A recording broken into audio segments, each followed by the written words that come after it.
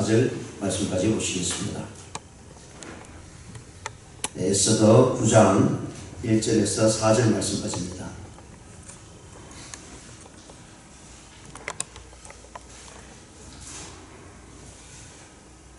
(9장) 1절에서 4절 말씀 우리 함께 공부하시겠습니다. 시작. 아달월 곧 12째 달 13일은 왕의 어명을 시행하게 된 날이라. 유다인의 대적들이 그들을 제거하기를 바랐더니 유다인이 도리어 자기들을 미워하는 자들을 제거하게 된 그날에 유다인들이 아수에로 왕이 각 지방 각급에 모여 자기들을 해하고자 한 자를 죽이려 하니 모든 민족이 그들을 두려워하여 능히 막을 자가 없고 각 지방 모든 지방관과 대신들과 총독들과 왕의 사물을 보는 자들이 모르드게를 두려워하므로 다 유다인을 도우니 모르드게가 왕궁에서 존귀하여 점점 창대하며 이 사람 모르드게의 명성이 각 지방에 퍼지더라. 아멘. 오늘 이 본말씀을 가지고요, 승리의 징조라는 제목으로 말씀을 생각해 보는 시간을 갖겠습니다. 먼저 9장 전체의 내용을 보면 유다인들의 승리와 함께 축제의 놀라운 일들이 이제 일어나고 있는 것이 이제 9장입니다. 그리고 실제로 이 9장은 이제 앞에서 1장에서 8장까지 모든 내용을 이제 마무리 짓는, 그동안 수많은 어렵고 고통과 마음에 엄청난 두려움으로 있던 그 사실이 하나님의 은혜로 말미암아 역전이 되고요. 그리고 그것으로 인해서 하나님께서 이스라엘 백성들에게 승리를 줌으로 인해서 그들에게 엄청난 구원의 축제를 이루는 모습을 우리가 이 9장에서 보게 됩니다.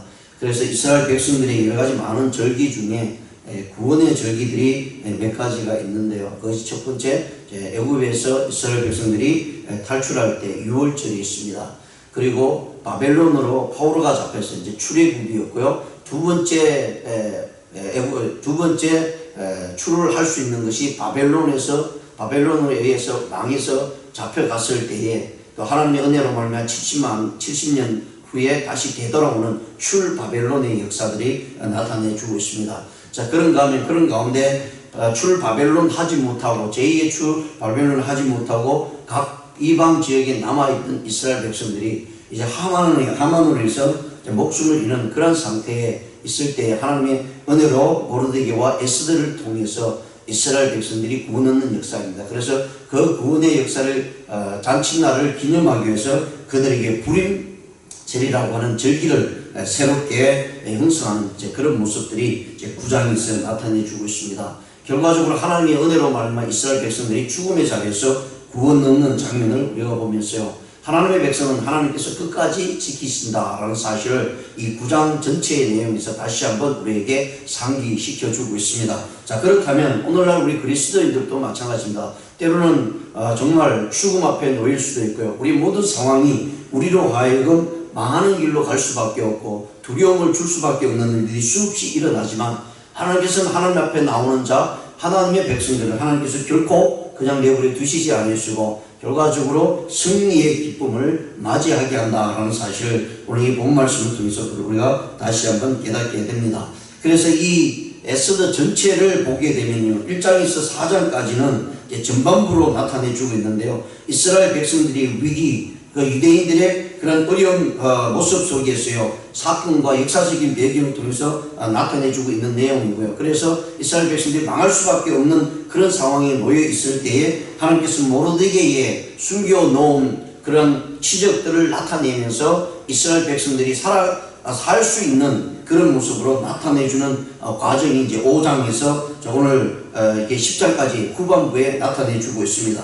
자, 그러면서 하나님께서 모르드게가 어떤 사람으로 탈바꿈되어 가고요, 그리고 그 가운데 에스더를 통해서 죽으면 죽으리라고 하는 생명을 내어놓았을 때 그 생명을 취할 수 있는, 그 생명을 얻을 수 있는 모습으로 우리에게 나타내주고 있는 것을 보게 됩니다. 예수님께서도 예수님의 제자들과 그 당시에 많은 사람들에게 예수님을 따라오려면 자기 목숨을 내어놓아야 된다라고 말씀합니다. 죽고자 하는 자는 살 것이고 살고자 하는 것은 죽는다는 말을 성경에서 이미 해주셨고요. 그래서 예수님을 따라오려고 하면 자기 십자가를 치고 따라오라라고 이렇게 분명히 말씀을 해준 것을 우리가 살펴보게 됩니다. 그렇습니다. 나에게 주어진 삶 속에서요, 하나님께서 주어진 우리의 귀한 사명이 있습니다. 그 사명은 내가 짊어지고 갈 때에 하나님의 놀라운 은혜가 우리에게 분명히 주어진다라고 말씀합니다. 그럼에도 불구하고 나에게 주어진 사명을 하지 않았을 때 하나님께서는 하나님의 계획은 이루어집니다.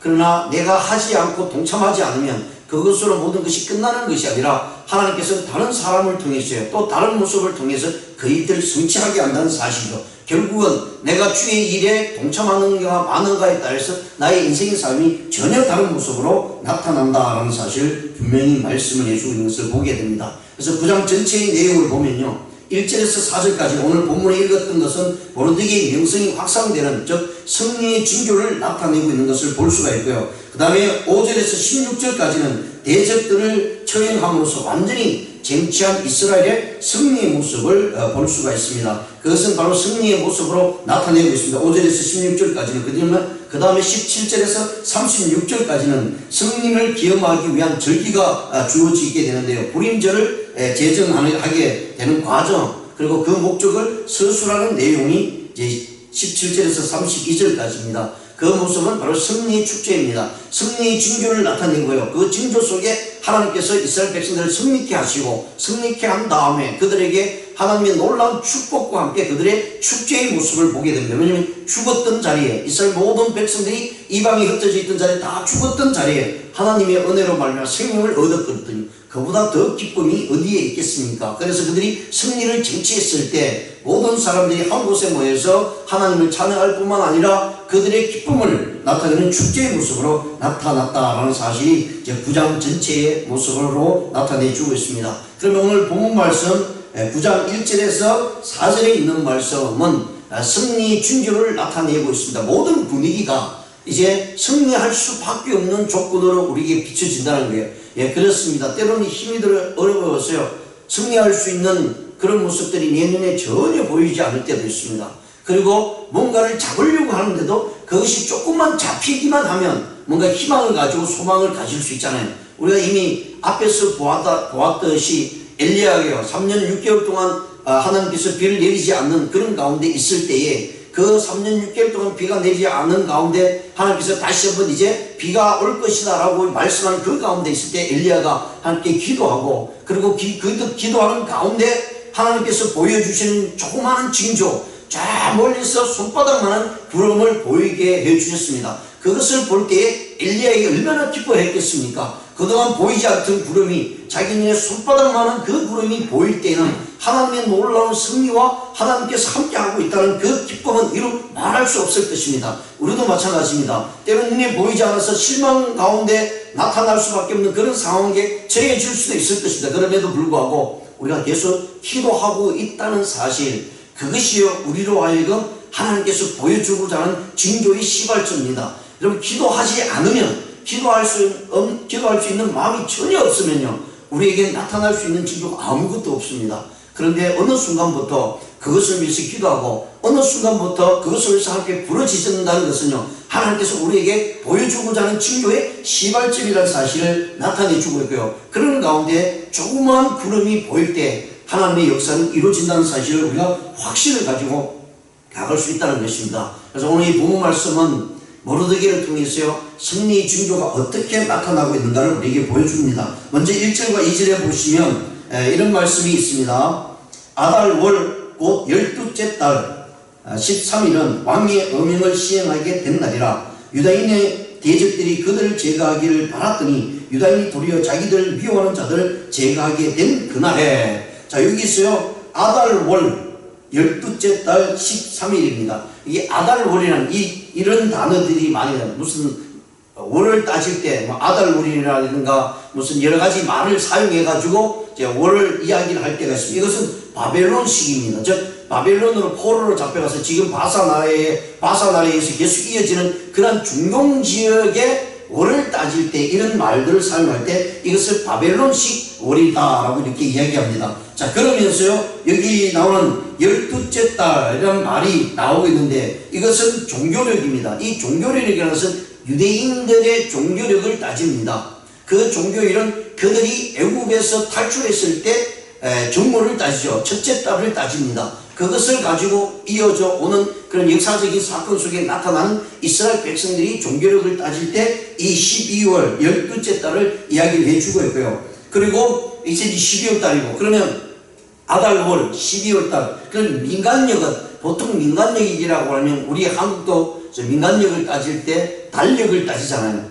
즉 달을 중심으로 해서 월을 따집니다. 그것을 이제 민간력이라고 합니다. 민간력으로 따지면 6월 달입니다. 그러면 이제 태양력으로 있는데, 태양력이 이게 지금의 이게 달과 태양력과 좀 다른 모습 같아요. 민간력으로 따질 때 6월 했지만 실질적인 태양력을 따질 때 2, 3월로 따질 때가 있습니다. 그래서 이 아달월이 종교들과 민간력, 태양력, 여러 많은 달들이 있다는 거죠. 지금은야 세계적으로 모두 다 공통적으로 우리가 태양력을 따져서 오늘은 매를 며칠이다 이렇게 따지면서 나가고 있지만, 과거에는 자기가 세운 나라, 왕조에 의해서 또 달이 달라지는 그런 모습을 볼 수 있습니다. 뭐 우리 한국도 과거의 조선시대나 이런 모든 월을 따질 때요, 자체적으로 따질 수가 없습니다. 왜냐하면 그때 당시 명나라, 조선 때에는 명나라, 그 다음에 뭐 청나라 이런 나라들이 지배하고 있을 때는 이 조선이라는 나라의 월을 마음대로 할 수 없기 때문에 명나라에서, 청나라에 있어서는 달력을 월을 가지고 와서 그대로 사용했던 그런 모습을 볼 수 있습니다. 이것은 어떻게 보면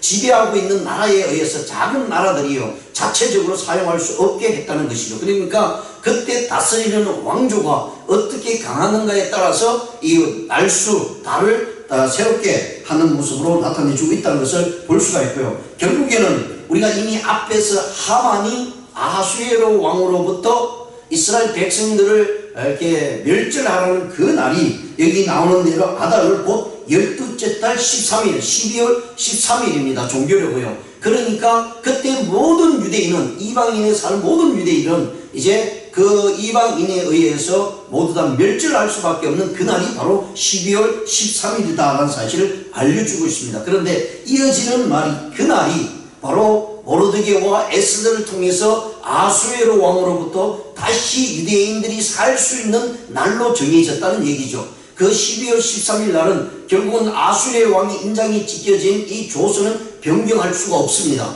그러면 그 변경할 수 없는 것이 그대로 살아있고요. 그런가 하면 그날에 유대 이스라엘 백성들에게 그날이 그냥 당하고만 있지 말라 라는 조서를 다시 내렸죠. 너희들이 침범하고 너희들이 죽이려 하면 너희들도 칼과 창을 들고 저들과 대적해서 그들과 싸우라 라고 하는 조서가 내려졌던 날이 바로 이 같은 날이가 됩니다. 자, 그런 가운데 대적들이 유다인의 대적들이 그들을 제거하기를 바랐더니 유다인이 도리어 자기들을 미워하는 자들을 제거하게 된 그날에, 이날이 도리어 유다인들이 이제 자기들을 대적하는 모든 사람들을 진멸하는 그런 날이 되고야 말았습니다. 여기서는 이스라엘 백성들이 이방, 즉 바벨론의 바사 지역에 사는 모든 사람들로부터 위험을 받게 되고요. 자기들이 이제 진멸당하는 그날이 되었지만 또 다시 다른 조서가 내림으로 해서 그들이 자기들이 대적한 사람들 다 진멸할 수 있는 군한이 주어지게 됩니다.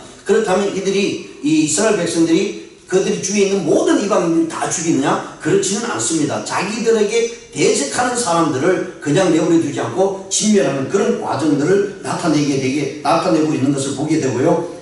2절에 보시면 유다인들이 아수에로 왕의 각 지방 각 급에 모여 자기들을 해하고자 하는 자를 죽이려 하니 모든 민족이 그들을 두려워하여 능히 막을 자가 없고, 제 1년에 이런 사건을 통해서 이미 보여주고 있는 것은요, 모르드게가 성을 돌면서 왕이 그를 높이는 사건들을 이미 많은 백성들이 보았고요. 그리고 하만이 죽고 그 다음에 모르드게가 총리가 되는 모습을 신하들이나 모든 국민들이 알게 됩니다. 그러니까 정치의 권력의 힘이 하만에서 이제 모르드게로 넘어가게 되죠.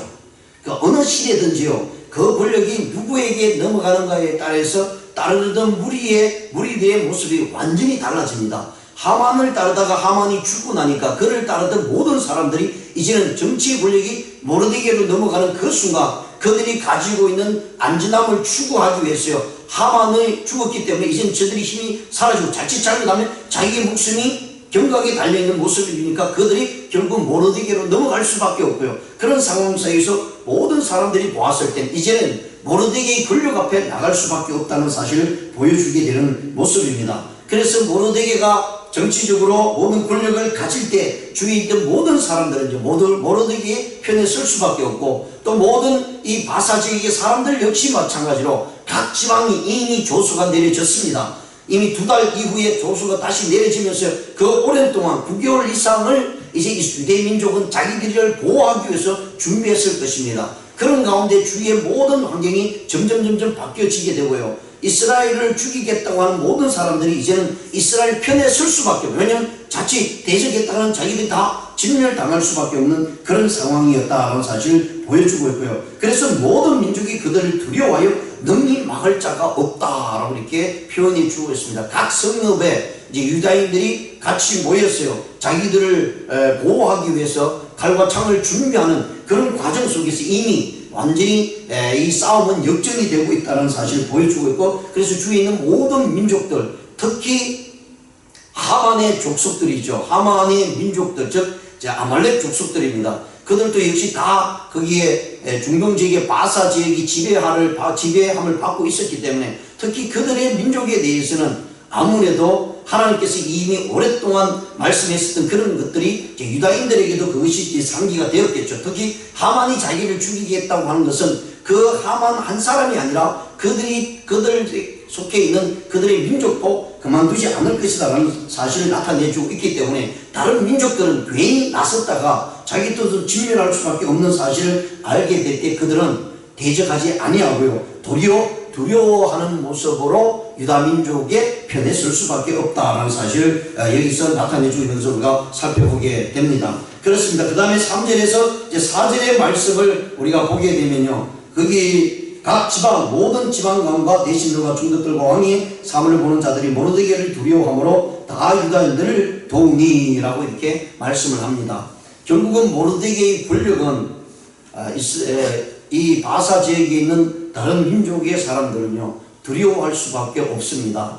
왜냐하면 이 왕 다음의 지위는 왕 외에 그 어떤 사람도 건들 수가 없겠죠.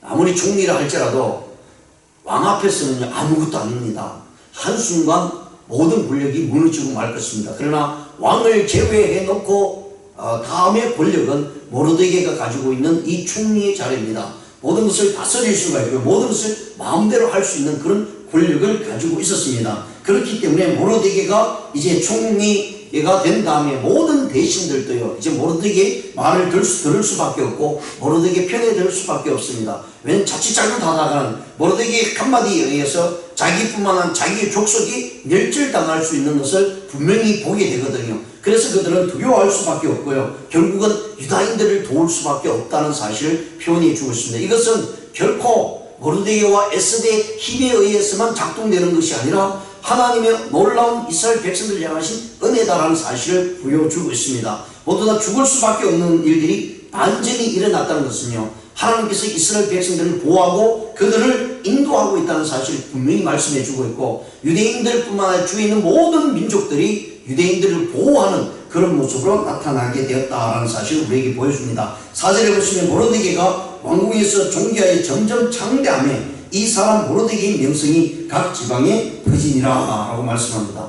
이제 하나님께서 이런 모습으로 보여줄 때 이스라엘 백성들에게는 두려움이 있는 것이 아니라 그 두려움이 사라지게 됩니다. 그리고 도리어 자기들에게 엄청난 기쁨과 함께 대적들을 맞이할 수 있는 용기와 힘이 생겼습니다. 왜? 두 번째 조서 모르드게를 통해서 내려진 그 조서를 보는 순간 이스라엘 백성들은 해방감을 가졌죠. 이미 그들의 마음속에 기쁨이 충만했다고 말씀합니다. 그리고 그들이 두려움이 다 사라지고 말았다는 사실을 알려주게 되고요, 이제는 자기들의 손에 의해서 주위에 있는 민족들이 멸절을 당할 수 있는 그런 모습으로 비춰질 때 그들은 두려움 없이 용기를 가지고 싸울 수 있는 힘이 생겼다는 것입니다. 이것은 하나님께서 이스라엘 백성들에게 힘과 능력을 주시고 함께하고 있다는 사실을 보여주었기 때문이라는 것을 우리가 이 성경을 통해서 살펴봅니다. 사랑하는 성도 여러분, 우리도 마찬가지입니다. 때로는 두려울 수밖에 없는 일들이 나타날 수도 있고요, 모든 사람들이 우리를 향해서 다가올 때 우리는 그 무서움 때문에 숨을 수밖에 없는 상황이 있을 수도 있습니다. 그런데 중요한 것은요, 우리는 하나님이 우리와 함께하고 있다는 것을 우리가 깨달아야 된다는 것이죠. 어떤 순간에서도 하나님이 나를 붙드시고 하나님께서 나를 인도하신다는 그런 마음의 믿음의 모습이 있다면 두려워할 것이 하나도 없다는 것입니다. 왜냐하면 하나님이 함께하고 있다. 결국은 내가 이 일들을 위해서 나가서 비록 싸워서 내가 터지고 또 아픔을 경험한다 할지라도 하나님이 나와 함께하고 있다는 그 기쁨 때문에 두려움이 사라지게 됩니다. 무서움이 사라지게 됩니다. 그러면 하나님께서요 그 모든 일을 이끌게 하시고 승리케 하여 주신다는 사실을 분명히 말씀을 해주고 있습니다. 그래서 오늘 본 말씀 1절과 4절을 통해서 우리가 깨달을 수 있는 것은요, 성도의 낙심은요 자신을 파멸하게 하는 두려운 요인이 될 수 있습니다. 그렇습니다. 낙심하지 마십시오. 하나님께 나가고 하나님께 맡기시기를 바랍니다. 결코 우리는 낙심할 수 없습니다. 하나님이 우리를 통해서 무슨 일인가를 또 무슨 사역들을 감당하게 하여 주실 때는 그것을 두려움 없이 나가면 하나님의 놀라운 인도하심이 분명히 있다라고 분명히 말씀을 해주고 있고요. 그리고 성도들은요 자신들을 향한 하나님의 섭리를 발견함으로 인해서 우리의 낙심을 극복할 수가 있다는 거예요. 그리고 중요한 것은 하나님이 나와 함께하고 있다는 사실. 우리가 너무나 잘 아는 시편 23편처럼요 다윗이 그렇게 고통 가운데 고난 가운데 쫓겨나갈 때들 여호와는 나의 목자시라고 하는 그 고백이 있을 때 그 주위의 모든 상황은 어렵고 힘든 과정이 있지만 그러나 그가 볼 때는요 자기 앞에 놓여 있는 것이 고통이 아니었습니다. 푸른 초장이었고요 실만한 물가였다는 사실을 우리가 깨달으면서요 우리의 모습들을 주님 앞에 드리고 주님이 함께 하시는 오늘 하루가 우리로 승리케 만들어 주신다는 사실을 깨달으면서 오늘 하루도 주님의 뜻 가운데 주님께 주신 그 능력의 힘으로 살아가는 저와 여러분 되시기를 주님의 이름으로 축원드립니다. 기도드리시겠습니다.